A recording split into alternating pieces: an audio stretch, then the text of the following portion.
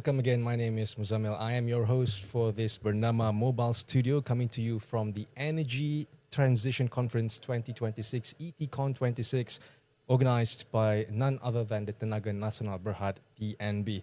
Now, for those interested to attend this expo and conference, it begins today from the 3rd of June until the 5th of June 2026. So don't miss out. You will meet industry leaders, industry players, where you can ask questions and get your questions answered, especially in terms of energy technology and also the advancements and the transformation of energy sectors in Malaysia and the global stage as a whole. So basically today we have another guest, which is none other than Hans Montenegro, the Chief Human Resources Officer with Meralco. Now, for those who are interested to know what Meralco is, it is basically short for Manila Electric Company, originally Manila Electric Railroad and Light Company, the largest electricity distribution company in the Philippines. So basically, Meralco is the equivalent of TNB in Malaysia. It's the company that distributes electricity to most of Metro Manila and surrounding areas. So again, welcome to Bernama Mobile Studio and welcome to ETCon 2026. So how are you finding the vibe of ETCon 26 this year? Well, first of all, thank you for the invite, Muse. Nice to meet you. I've done a few TV and radio interviews. I've never done a motorhome interview, so I like exactly. It's the first time for everything. Yeah, it's the first time for everything. This is also, speaking of first time, this is the first time that I have attended ETCon, and I am impressed and amazed at the scale and the vibe. It's almost like you have FOMO, right? Because there's fear of missing out. There's so many things happening at the same time that if you actually wanted to make the most out of the event, sometimes you wonder if you're able to actually catch all the talks because they're overlapping, there's simultaneous, but there's still a lot of energy and knowledge that you can pick up here. The exhibitor booths are fantastic. And have you visited any of the booths? I did. I walked around. I did the whole immersive experience. Tunnel experience. Generated a picture of my future self, and I'm very encouraged to know that my future self will be thinner. That's it. That's a good start. I'm looking forward to that. Thinner and brighter. Because usually the camera adds 10 pounds. In this case, it took off 20. So maybe let's hope it deducts more. Yeah. All right. So moving on to the questions about the electricity industry and also regarding ETCon. So you are here to talk about how will AI reinvent the energy workforce. So basically, when we look at the energy landscape today, AI is completely reshaping operations, everything from arts to media, now in the energy sector, and digital asset and monitoring. But while the technology is sprinting ahead, human capital, especially in terms of updating human capabilities, takes time. It does. People needs to be trained, upskilling, reskilling. So leaving a wide talent gap if this is not addressed as soon as possible. So why? So you have noted that workforce transformation is lagging behind.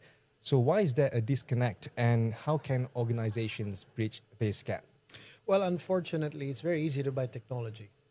I buy it and I can deploy Use it, right, immediately. In fact, the people selling you the technology also have more incentive to sell and get products out the door. Exactly. But the training for the use of that technology does not follow the same speed, right? If you have a field engineer in the energy industry, right, who used to look at meters, or would go out and inspect equipment physically, when you automate all of that, then ideally you train the same person because they have the history, and they have the context. Ideally, you train that same person and say, well, all the heavy lifting is being done for you, but we still need a human being to examine even the output of that AI, right? So it's almost like you become an AI manager. You're no longer reading meters. You are now looking at the data. Monitoring all the data coming from the AI. Exactly. So you become a data analyst. But you don't take a field engineer and turn them into a data analyst as quickly as you take a manual meter and automate that so that you can read the meter from headquarters. Right? And that's just the reality. Right? Human upskilling does take time. I think the bigger question is not so much can we keep up, because humans are capable of wonderful things. Exactly. The question is, are they willing to retrain? I mean, if you've been doing something for 1 or 2 decades, it's hard for them to right. leave it behind. Sometimes they find it very difficult to say, well, why am I going to do something new? Right. And I think that's where the disconnect is, because everybody thinks, oh, it will replace me. No, it won't. If there's a big if you are willing to relearn It will or enhance you. learn something new, you become a superhuman. You don't become a redundant human. But again, you have to want it. If you resist it, the more you...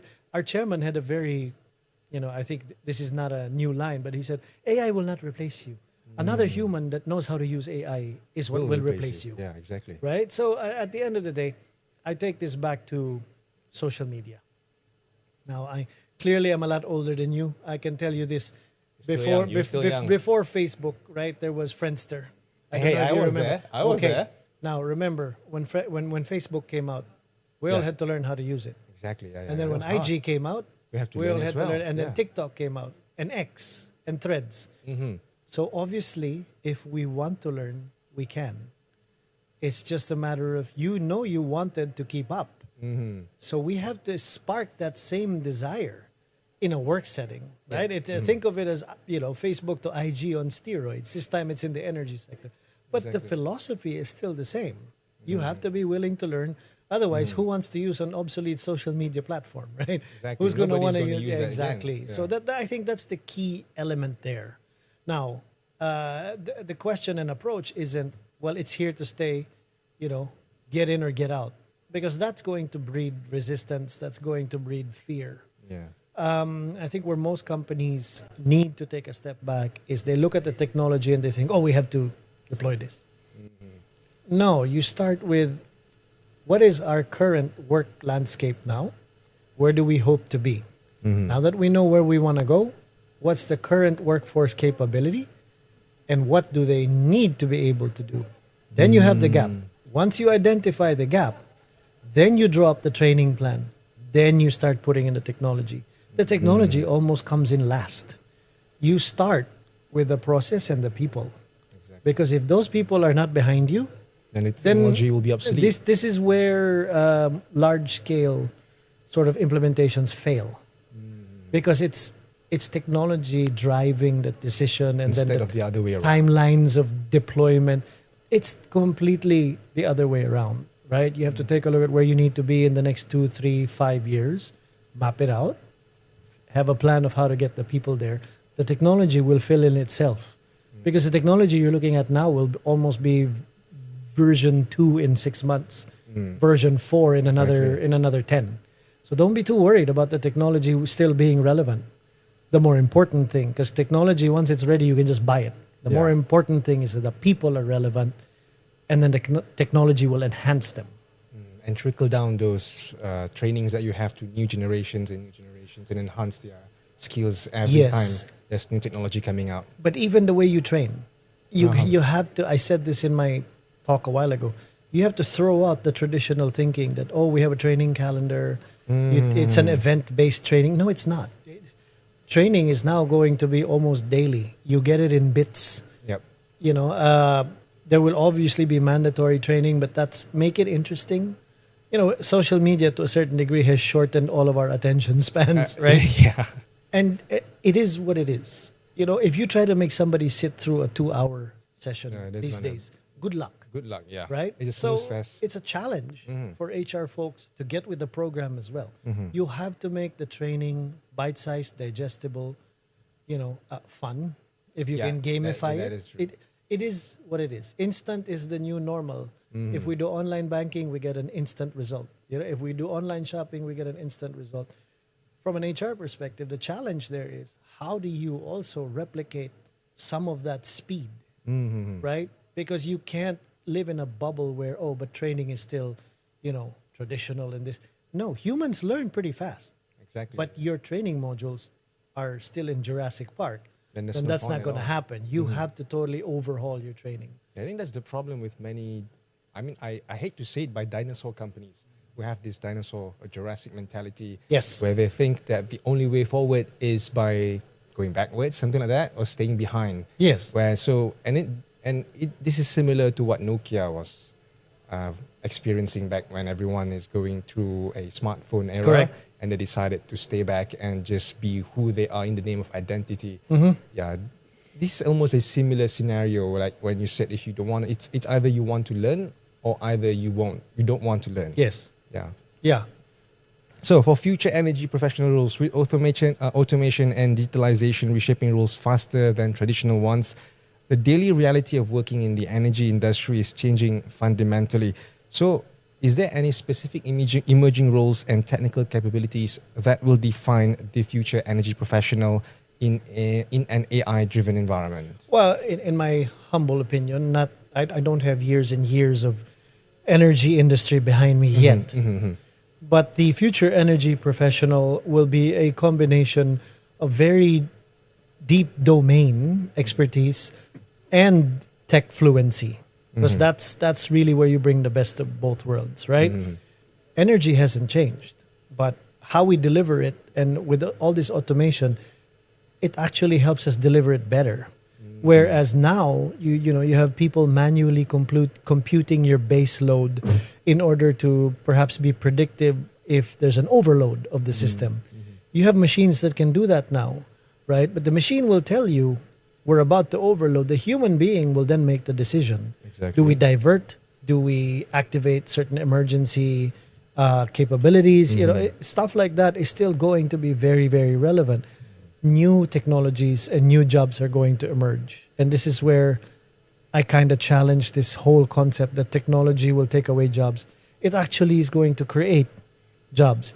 I'm going to need an EV infrastructure engineer. Yeah. Right? I'm going to need solar panel designers. I'm going to need designers that can do house to grid, vehicle to grid, vehicle to house. This is all new. And also we need staff that can maintain the AI Absolutely. to make sure the system runs smoothly. I think one of the ways to get buy-in, again, this is my humble opinion, is to make all these people AI supervisors. Right? Yeah, but that's true. Yeah. Because that's even from an HR perspective, and I think my fellow panelist a while ago, Ibrahim, said, you have 5 generations working all alongside each other, and you have the 6th generation, which is the agentic AI working with the human. Alongside the human. So from an HR perspective, we have to manage all of that, right? But if you understand that AI is a tool no different from when early man discovered knives and when carpenters discovered power tools. We didn't lose carpenters. We actually gained more carpenters because more people could do more things. Yeah, basically it enhances your skills and everything. Yes, but I think, to a certain degree, and I don't know who's responsible for this, but they've kind of demonized AI to sound like the boogeyman. I'm here to take your work. No, you're not. You're here to take away the ugly stuff I wish I didn't have to do so that I can do the smarter, more value-add stuff. Yeah, well, purists would not agree with you. And that's the thing about AI. We will always have these kinds of discussions when new technologies comes up, like AI. Back then, people were arguing between horses and cars. Yes. And now we are arguing between human capital and AI. So I don't know, in the future, probably AI versus something else. Like, we don't know. Yes. I mean, these kinds of arguments will always exist as long as technologies will come and exist in the future. Correct. And I'm not that old, but I can look back at history, and history tells us that people have always adapted. People have always harnessed whatever new technology came out and made it suit their purpose, not the other way around. And I still don't think with all this intelligence, it's really mind-blowing, that's still not going to happen. The human will always be over the machine. All right. So earlier you said that, let's make it brief a little bit. So basically before you said that reskilling and upskilling is very important. So Meralco is one of the largest companies in Philippines. How did you manage the upskilling and reskilling training with your staff at Meralco? So maybe some companies who hear this can actually implement or take example to what Meralco is currently doing over there. Yeah, well, first of all, I made the very, very big gamble of challenging everybody and saying what got us here will not get us there. And then I did a fair bit of immersion and research, and I realized, if we're going to have any hope in making sure that we make the transition to automated power distribution properly, it's going to have to start with the people and the process. And so I started with one department, the customer care department of Meralco, and I said, I'm not looking at your processes and trying to see if I can cut 20 to 30% out of it. I'm going to look at your entire process. We are going to paint a picture of what ideal looks like, and we will work backwards from there. So I'm not taking 10 people and reducing them to 6. I'm looking at the same 10 people, and how do I multiply your output? 3x, 5x, so basically one 7x. to do multiple Exactly. It's not about reducing. I mean, we will gain efficiencies, but I want to supercharge your output instead of reducing the headcount. Yeah. Right? Because at the end of the day, there's no limit to revenue, but there's only so much you can cut before it's skin on bone. Yeah. And I'm trying to take that optimistic, proactive approach to it, which is vastly different from how some other companies have always just treated AI tool as a productivity and reduction technology, right? For me, it's a force multiplier. And so that's how I'm training folks. It's, guys, this is going to make our out. So my targets are revenue. It's not cost. That was a beautiful insight towards Meralco and how Meralco operates in the Philippines. We're trying. Yeah, let's hope in the near future, maybe some other big companies or utility companies like TNB or even something similar could emulate what Meralco is doing in terms of upskilling and reskilling their staff, and be another beacon of hope in terms of the energy sector and industry in ASEAN region or in the global stage as a whole. Well, in closing, I guess, and thank you for the opportunity, but people will always be at the heart of what we do. So people have to be in the narrative, right? And if you start with the people and bring them on board and author the next chapter of your company's history, you can't lose, right? No matter what technology comes in, because the people will be behind you. Yeah. C-suite, you should learn from this guy, man. He has a lot to share. All right, thank you again. That was Hans fun. Montenegro, the Chief Human Resource Officer of Meralco. Thank you for being with us. I hope you enjoy ETCon26, and let's hope that we can talk again soon. There's a very limited time. I hope we can talk more about this. It's very exciting. Invite me anytime. All right, that's beautiful. Happy to chat. All right, thank you again. This is your host, Muzammil Abdullah, from Bernama Mobile Studio at the Energy Transition Conference 2026 at Con26, brought to you by Tenaga Nasional Berhad, TNB. Thank you and goodbye.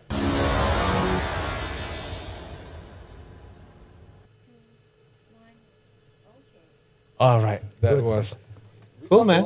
Thanks a lot. We can't really get to all.